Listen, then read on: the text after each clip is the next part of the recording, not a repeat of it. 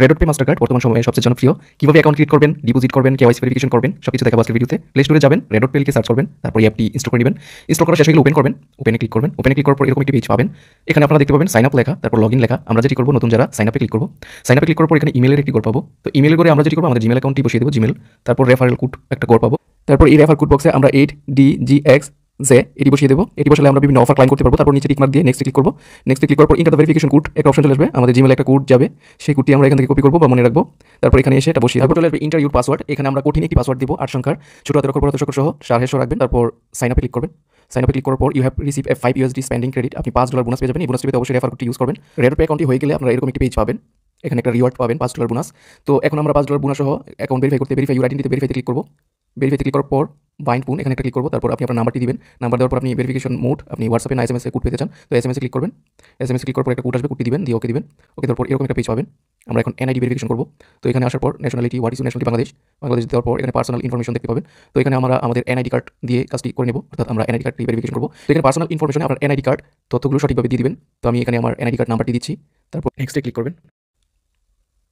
তারপর complete your verification, personal details, identity. তো আমরা পার্সোনাল ডিটেলস, আইডেন্টিটি, সেলফি, এই তিনটা জিনিস আমাদের প্রয়োজন হবে। কন্টিনিউতে ক্লিক করবো। কন্টিনিউতে ক্লিক করার পর select your country where your ID issued. তো আমরা এখানে বাংলাদেশ, তারপর আইডি কার্ড এবং পাসপোর্ট থেকে আইডি কার্ড সিলেক্ট করবো। আইডি কার্ড সিলেক্ট করার পর প্রথমটি সিলেক্ট করবো। প্রথমটি সিলেক্ট করার পর ফন্ট অফ আইডি, আমাদের আইডি কার্ডের প্রথম পেজ। তারপর ছবি তুলে ডকুমেন্ট ইস রিডেবলে ক্লিক করবো। তারপর ব্যাক সাইড, আমাদের আইডি কার্ডের ব্যাক সাইডটি ছবি তুলবো। ছবি তুলে ডকুমেন্ট ইস রিডেবলে ক্লিক করবো। তো আমাদের এনআইডি কার্ডের প্রথম পেজ এবং সেকেন্ড পেজ যখন এখানে আপলোড হয়ে যাবে, তারপর আমাদের চেহারা ভেরিফিকেশন করতে হবে। তো আমরা ক্যামেরার সামনে চলে আসবো আমাদের ফেসটি নিয়ে। তো আমরা আমাদের চোখের পলক ফেলবো যেন তাড়াতাড়ি ভেরিফাই হয়ে যায়। Your face scan is success. তো ভেরিফিকেশন স্ট্যাটাস যখন সাকসেস হয়ে যাবে, 1 থেকে 5 মিনিটের ভিতরেই আমাদের রেডট পে আইডিটি ভেরিফাইড হয়ে যাবে। ভেরিফাইড হয়ে গেলে এরকম অ্যাপ্রুভড একটা লেখা আসবে। অ্যাপ্রুভ লেখা আসলে আপনারা মনে করবেন ভেরিফাইড হয়ে গিয়েছে। তারপর ডিপোজিট কীভাবে করবেন, ডিপোজিটে ক্লিক করবেন। ডিপোজিটে ক্লিক করার পর অনেকগুলো অপশন পাবেন। ইউএসডিটিতে ক্লিক করবেন। প্রথমটিতে ইউএসডিটি অন চেইন ডিপোজিট একটা অপশন পাবেন। এখানে বাইন্যান্স পে একটা অপশন পাবেন।